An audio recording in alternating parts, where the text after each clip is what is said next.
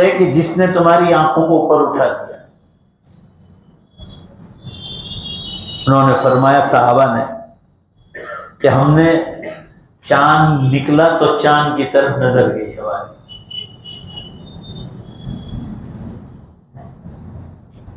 आप सल्लल्लाहु फरमा रहे हैं कि उस वक्त तुम्हारी क्या हालत होगी जब तुम अल्लाह ताला को अपनी आंखों से खुल्लम खुल्ला देखो।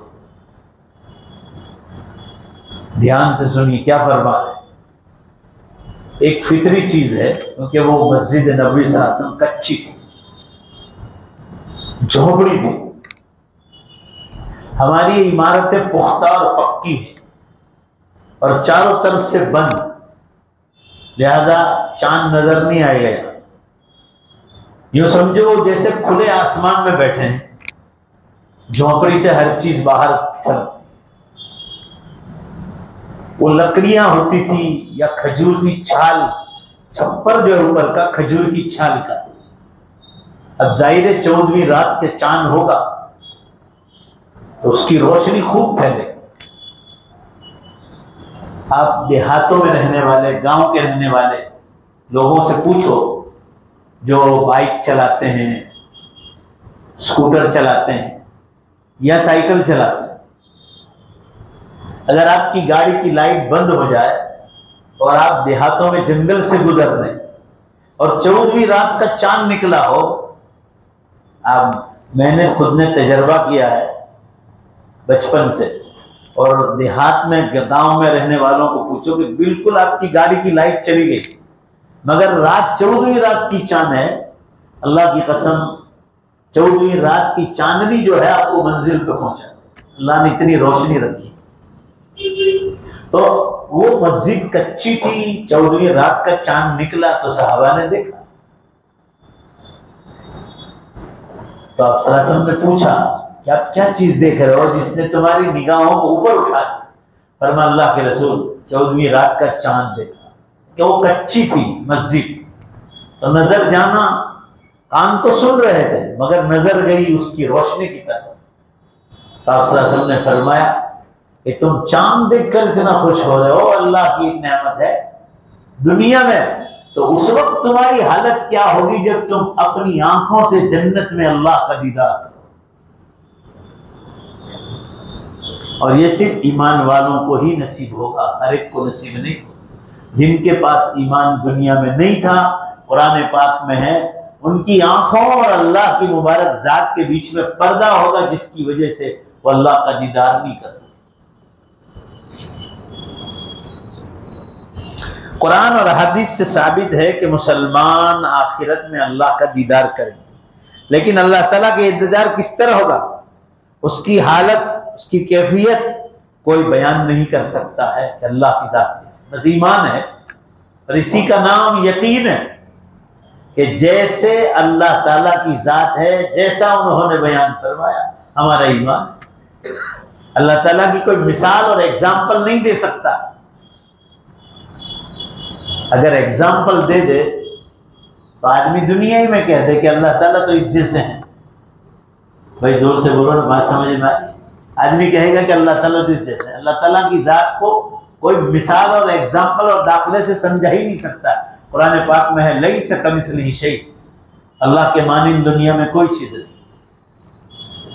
ये जरूर है कि ये इज्जत जन्नत की तमाम नेमतों से सबसे ऊंची नेमत है। जरा आमीन कहो मस्जिद वाले भी और जो घरों पे सुन रहे हैं। अल्लाह हम सबको और पूरी उम्मत को अपने दीदार का इज्जत नसीब फरमा, अपने दीदार से मुशर्रफ फरमा, आमीन या रब्बल आलमीन। आगे की हदीस आ रही जिसमें बतलाया जा रहा है कि अल्लाह ताला के यहाँ दारोमदार जन्नत में जाने का इंसान के अमल और उसकी दिल की सफाई पर है। अन अबी हुरैरा रज़ियल्लाहु मरफ़ूअन इन्नल्लाह ला यंजुरु इला अजसादिकुम वला इला सुवरिकुम व अमवालिकुम वलाकिन इन्नमा यंजुरु इला क़ुलूबिकुम व शारा बि असाबिही इला सदरिही व अमालिकुम। ध्यान दीजिए इस हदीस में। अबू हुरैरा रज़ियल्लाहु अन्हु बयान करते रसूलुल्लाह सल्लल्लाहु अलैहि वसल्लम ने फरमाया, बेशक अल्लाह ताला तुम्हारे बदनों, तुम्हारी शक्ल सूरत और तुम्हारे मालों की तरफ नहीं देखता है। 3 चीजें बयान फरमाई, ध्यान से सुनो। आपका बदन कितना खूबसूरत है, कितना भरावदार है या कितना ताकतवर है, एक अल्लाह ताला उसकी तरफ नहीं देखते। तुम्हारी शक्लो सूरत कितनी खूबसूरत है या नहीं है, अल्लाह ताला चेहरों की तरफ नहीं देखते, और तुम्हारे माल की तरफ भी नहीं देखते। क्योंकि सब दिया हुआ, जोर से बोलो भाई, किसका है? अल्लाह का है। तो अल्लाह को सब मालूम, दिया तो अल्लाह ही ने। तो अल्लाह ताला फरमा रहे हम उस चीज की तरफ नहीं देखते। अलबत्ता तुम्हें जिस चीज का हुक्म दिया है, अल्लाह तुम्हारे दिलों और तुम्हारे आमाल को देखता है। बस तुम्हारा दिल कितना साफ, दिल में यकीन कितना मजबूत है, और जन्नत के वाले जो आमाल हैं उसकी आपने तैयारी क्या की, बस इसको देखते हैं।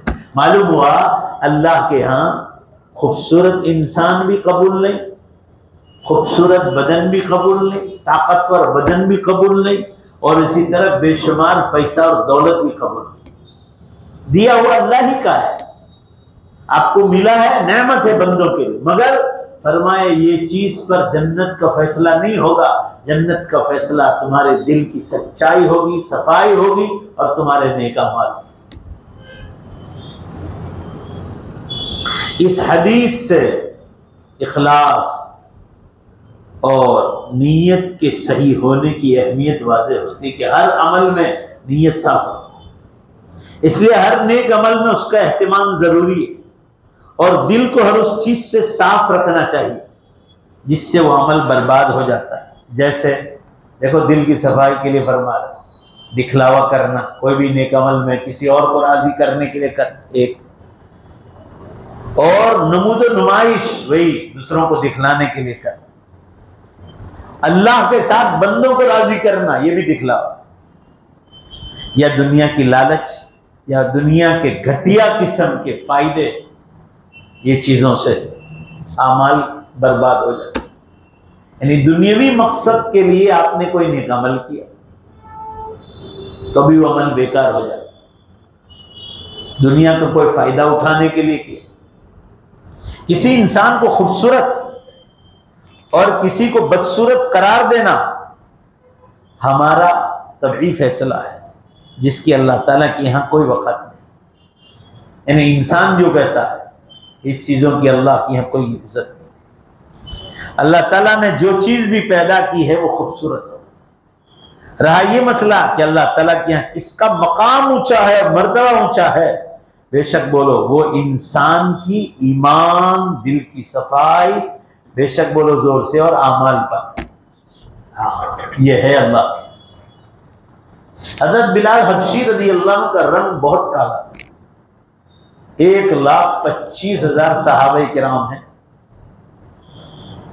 मगर हदीसों के ज़ख़ीरे में आता है कि बड़े खूबसूरत सहाबा भी बैठे हुए, मगर आप सल्लल्लाहु अलैहि वसल्लम ने फरमाया, हजरत बिलाल रज़ी अल्लाह तआला अन्हु के बारे में फरमाया, मेरे पीछे पीछे जन्नत में चलने की आहट और आवाज सुन रहा हूं तो बिलाल की सुन रहा हूं रज़ी अल्लाह। और ये किस अमल पर हुआ मालूम है आपको?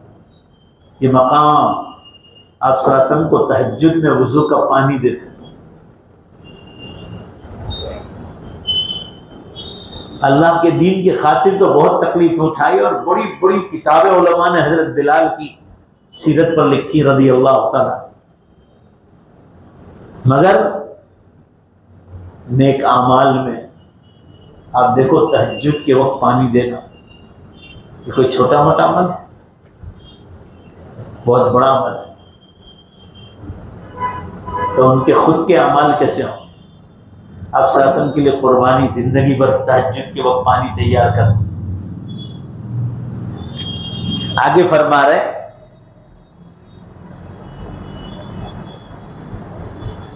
दुनियादार लोगों के यहाँ इज्जत उसकी है हसब नसब के, खानदान किसका ऊंचा है, जात और बिरादरी, मालो दौलत, ओहदा किसके पास, और हुस्न और खूबसूरती पर इंसानों के यहाँ। मगर दिल की पाकीज़गी और नेक आमाल की कदर जोर से बेशक बोलो भाई, अल्लाह ही के यहाँ। इंसानों के यहाँ क्या है? किसका खानदान ऊंचा है, जात और बिरादरी ऊंची है, माल और दौलत किसके पास है, ओहदा और मनसब किसके पास, पोस्ट किसके पास, और खूबसूरती किसके पास। ये सब चीजें जो गिनवा रहे हैं इंसानों के दरमियान जिसकी इज्जत है, अल्लाह फरमा रहे ये सब गैर मुस्लिमों को भी मैंने दी है, मगर हमारे यहाँ इज्जत, जोर से बेशक बोलो, ईमान और अमाल पर है, दिल की सफाई पर है, अच्छी नीयत पर है। आगे की हदीस आ रही है जिसमें हजरत आमिर बिन साद रदी अल्लाह अन्हु रिवायत बयान करते हैं कि हजरत साद बिन अबी वक्कास रदी अल्लाह अन्हु अपने ऊंटों के बीच में थे। साद बिन वक्कास, उनके पास उनका बेटा उमर आया। ध्यान से सुनिए, साद बिन अबी वक्कास के पास उनका बेटा आया और वो अपने ऊंटों के बीच में थे। जब हजरत साद ने उनको देखा रदी अल्लाह तो कहा कि मैं इस सवार के शर से अल्लाह की पनाह तलब करता, इसकी बुराई से। फिर वो उतरा और कहा कि तुम तो अपने ऊंटों और बकरियों के होकर रह गए हो और लोगों से इस हाल में किनारा कश हो गए हो कि वो हुकूमत के बारे में झगड़ा कर रहे हैं। हजरत साद रज़ी अल्लाह अन्हु ने जो वालिद हैं उसके सीने पर हल्का सा ऐसा हाथ मारा छाती पर और कहा चुप हो जाओ। मैंने रसूलुल्लाह सल्लल्लाहु अलैहि वसल्लम को फरमाते हुए सुना कि बेशक अल्लाह ताला परहेजगार, बेनियाज और गुमनाम बंदे से मोहब्बत करता है। अपने बेटे से कहा कि तू सवार होकर गोया तू बड़ाई मारता है और मैं गुमनाम हूं, अपने ऊंटों में रहता हूं। तो हजरत साद बिन अबी वक्कास ने अपने बेटे से कहा, उमर नाम था उसका भी, कि मैंने रसूलुल्लाह सल्लल्लाहु अलैहि वसल्लम को फरमाया कि बेशक अल्लाह को परहेजगार बंदा और बंदी, बेनियाज यानी खुददार और गुमनाम बंदे और बंदी से मोहब्बत। खुददार किसको कहते हैं? कि चप्पल की पट्टी भी टूट जाए, हदीस में, जोर से बोलो सब मिलकर, किससे मांगना चाहिए? और नमक का टुकड़ा भी चाहिए तो अल्लाह से। इसको बेनियाज खुददार कहते हैं। अल्लाह ऐसे लोगों को पसंद फरमाता। कसीर इब्न असलमी फरमाते हैं कि उसने उमर बिन साद से, उसने अपने वालिद से रिवायत की, उन्होंने कहा कि मेरा बेटा मेरे पास आया। मैंने उसकी बात पर उसको कहा, मेरे बेटे क्या तो मुझे फितने का सरदार बनने की दावत देता है? अल्लाह की कसम उस वक्त तक मैं नहीं जाऊंगा जब तक मुझे ऐसी चीज न मिल जाए अगर मैं किसी मुसलमान पर उसको ताक लगाऊं तो दुनिया से चला जाए। मैंने कहा रसूलुल्लाह सल्लल्लाहु अलैहि वसल्लम को फरमाते हुए सुना। अब यहाँ इस हदीस की शरह क्या है वो जरा ध्यान से सुनने जैसे। परहेजगार वो शख्स है जो अल्लाह ताला से डरते हुए उसके तमाम मना किए हुए कामों से बचता है। जैसे शराब पीने से मना किया, शराब बेचने से मना किया, सूद और ब्याज का धंधा करने, ब्याज भरने और भरपाई करने से मना किया। आदमी रुक जाए, बैंक की लोन लो या ब्याज के साथ दो, ब्याज दो किसी को या ब्याज लो इंटरेस्ट, अब उनसे बचते हैं, लेने से भी और देने से भी। तो आप परहेजगार है अल्लाह के नज़र। ज़िनाकारी से बचते हैं,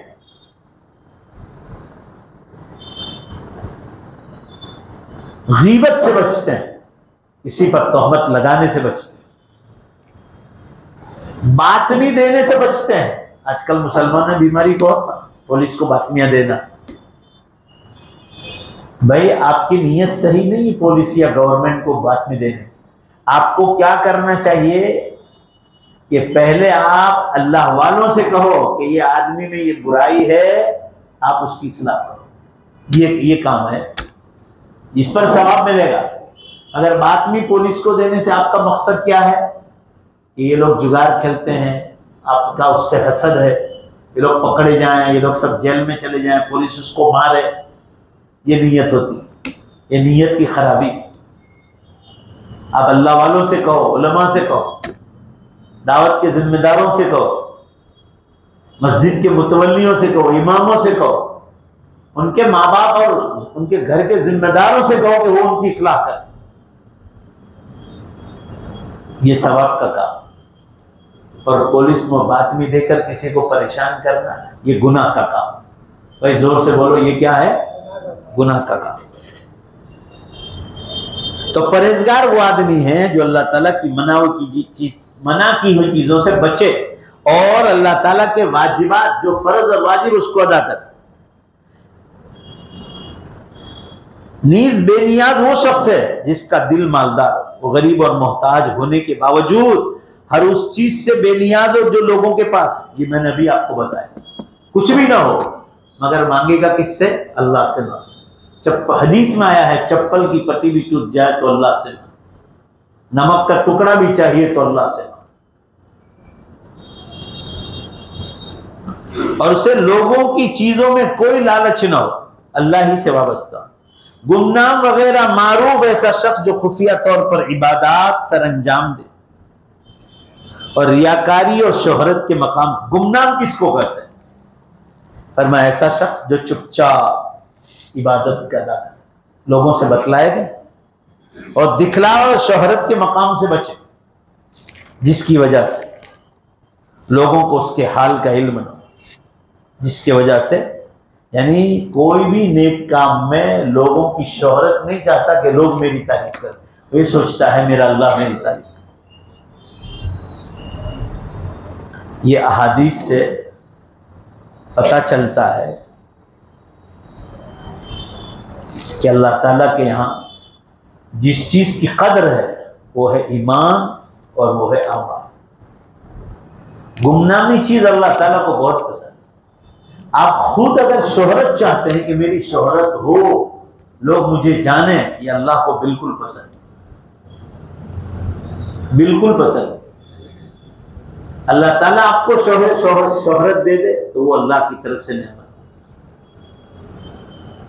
इसलिए इबादत हो, कोई भी चीज हो, आदमी ये फैसला करे कि मेरा अल्लाह किसमें राजी होता है। और अल्लाह राजी होता है कि आदमी गुमनाम रहे, कोई नेक अमल करे किसी को बतलाए नहीं। इस हदीस में आता है, सदका करे, खैरात करे, दायां हाथ दे तो बाएं हाथ को पता नहीं चले, तो आप समझ लो कि आप कामयाब। कोई भी नेक अमल खालिस अल्लाह को राजी करने के लिए करना चाहिए।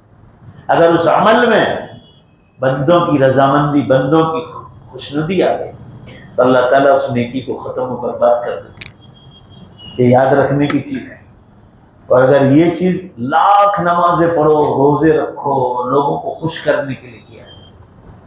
हज़रत थानवी रहमतुल्लाह अलैह फरमाते थे, कितने बड़े बुजुर्ग गुजरे सदी के, कि हमारे यूपी में थाना भवन के पास एक जाहिल पीर रहते।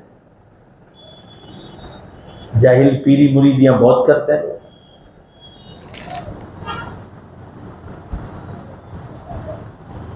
वो उनको हर साल लोग हज में भेजते थे।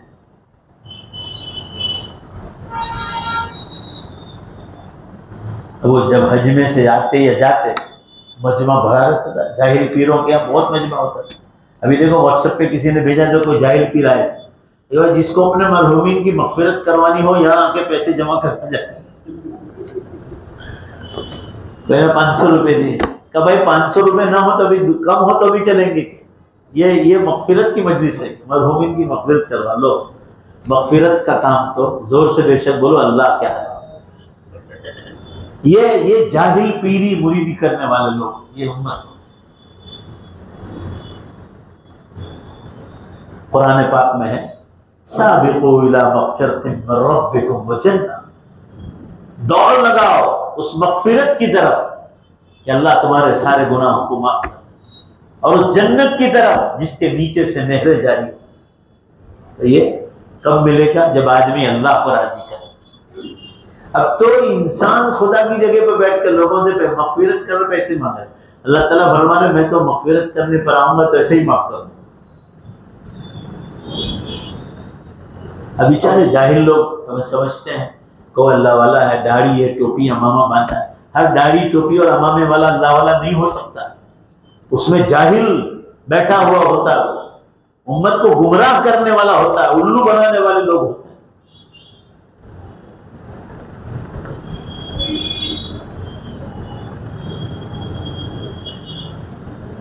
मैं अभी अफ्रीका से आ रहा था, सुनने जैसी बात है, बहुत अच्छी बात है।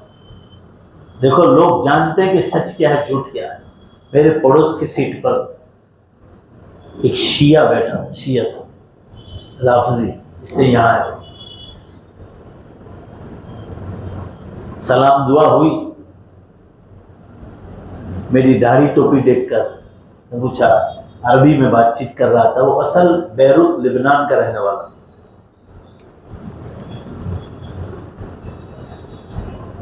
बाद में पता चला, वो कहने लगा अनशिया, अनशियो।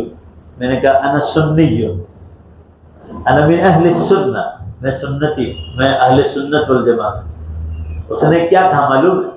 वल्लाही अल-सुन्नियु अफ़ज़लु मिन अश-शिई। वो कह रहे अल्लाह की कसम, हम सबको मालूम है कि हर हाल में सुन्नी लोग सच्चाई पर हैं और अच्छे हैं शिया लोग। आप सोचिए। और वो ये कह रहा था, हर शिया जानता है कि सुन्नी अफजल, इनको सबको खबर है।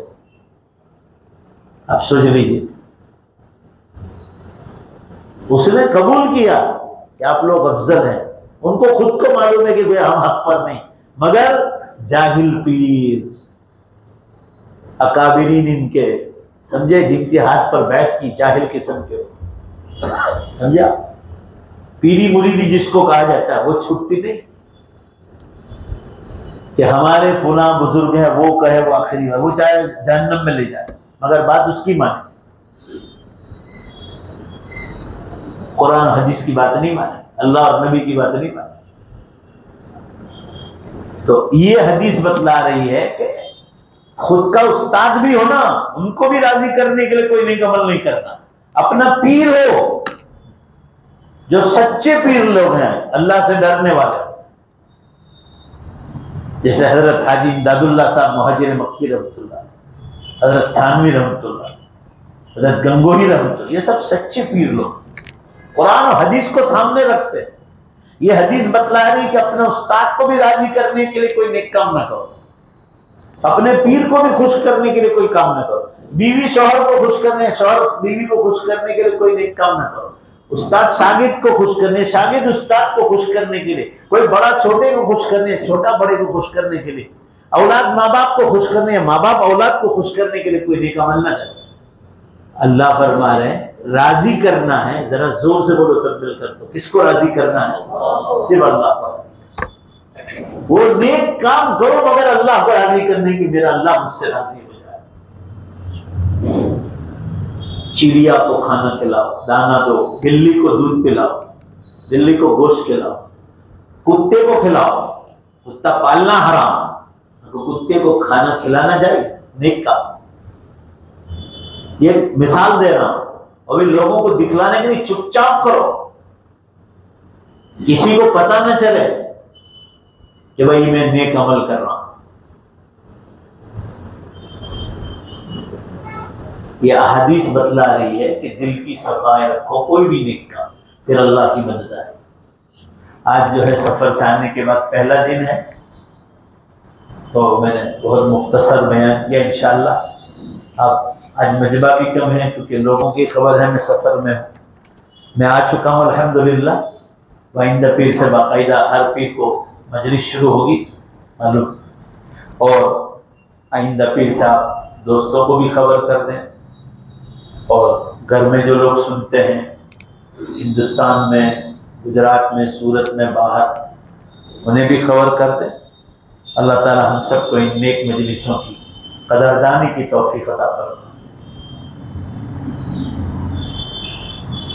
आज आप बाहर चले जाओ, बीच में बैठो। आज हमारी मस्जिद में चंदा है, मौलाना रुस्तम साहब, ये झारखंड से तशरीफ लाए।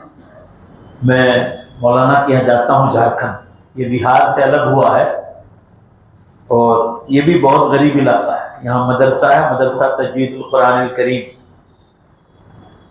और गिरिडीह करके जगह है, वहाँ करीब में छोटी बस्ती वहाँ है, और साल का खर्चा मदरसे का तकरीबन 50 लाख रुपए। मदरसे में 205 तलबा हैं, आने जाने वाले मिलकर कुल, जैसे रोज आते हैं पढ़ के चले जाते हैं, कुल मिलाकर 300 के करीब बच्चे हैं। अभी फौरी तौर पर मदरसे को ज़रूरत है, गरीब बच्चों का राशन की ज़रूरत है। मैंने वो इलाका देखा है, बहुत गरीब इलाका। अब पूछो ही मत बात कि कितना गरीब इलाका है, वहाँ के देहातों के रास्ते कच्चे कैसे हैं, क्योंकि मैं हर साल जाता हूँ। और माशाल्लाह बिहार झारखंड में मजमा देखा हुआ आपने, हजारों की तादाद। हमारे जो सूरत जिले का इज्तिमा होता है ना, वो तो कुछ भी नहीं, पर उस जिले का इज्तिमा होता है पानोली, वो कुछ नहीं उसके साथ। 50,000 60,000 आदमी, अब देख लो यूट्यूब पर, बिल्कुल छोटा देहात में जमा किया हो, 20-20, 25-25 का मजमा।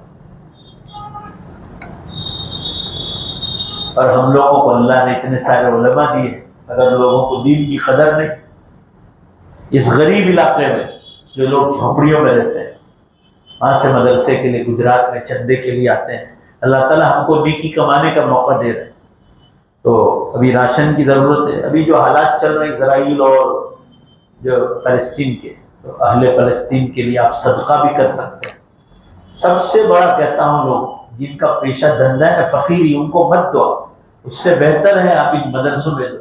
इनमें गरीब, इंतहाई गरीब बच्चे कुरान और हदीस पढ़ रहे, इंतहाई गरीब। तो आपको अंदाजा होगा कि कितने गरीब बच्चे वहाँ कुरान हदीस पढ़ रहे। असातिज़ा की सैलरी और तनख्वाह का मसला है, लिहाजा गुजारिश है कि दिल खोलकर इस मदरसे की इमदाद फरमाएं। दुरूद शरीफ। और दूसरी एक ऐलान है, हमारे वसीम भाई यहाँ आते हैं, हर पीर को हमारी खिदमत में रहते हैं। ये 6-7 नौजवान जो है, उनमें एक वसीम भाई हैं, तो चौटा में उनकी दुकान है। तो आज उनकी नानी का इंतकाल हो गया। जनाजा कौन सी जगह है? गोपीपुरा। कौन सी फिसली? गोपीपुरा फिसली मस्जिद के पास। अभी 9:30 बजे है, 9:15, हाँ 9:20 तक जो है जनाजा है। तो आप हजरात से दुआ की दरख्वास्त, मुख्तसर से मिन्नत, दुआ कर लो वहाँ पहुँचे। उनको फ़ोन कर दो, 5 मिनट में कैसे पहुँचेंगे, कहने आ रहे हैं। बिस्मिल्लाहिर्रहमानिर्रहीम, अल्हम्दुलिल्लाहि रब्बिल आलमीन, वल आक़िबतुल मुत्तक़ीन, वस्सलातु वस्सलामु अला खैरि ख़ल्क़ि मुहम्मदिन व आलिहि वसहबिही। हे अल्लाह, हमारे सब की गुनाहों की बख्शिश फरमा, पूरी दुनिया में अमन, चैन और सुकून कायम फरमा।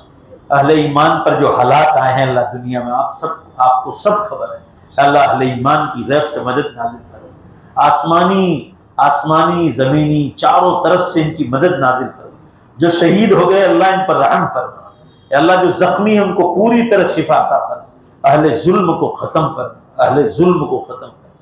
ए अल्लाह, आप सब कुछ जानते हैं, हम लोग दुआओं के सिवा कुछ नहीं कर सकते। अल्लाह, हम लोग अहले फ़लस्तीन के बारे में बहुत दुखी है। अल्लाह तू गैब से मदद नाजिल फरमा, दुनिया में सुकून शांति हो जाए अब हमेशा के लिए। अल्लाह ऐसी मदद नाजिल फरमा। हमारे वसीम भाई की नानी अम्मा का इंतकाल हो, उनकी पूरी मग़फ़िरत फरमा, उनके दर्जात को बुलंद फरमा, जन्नत में आला मकाम अता फरमा। हम सबको इस मुबारक मजलिस में आने की, बैठने की सबको तौफीक अता फरमा। रब्बना तक़ब्बल मिन्ना इन्नका अंतस समीउल अलीम बिरहमतिक या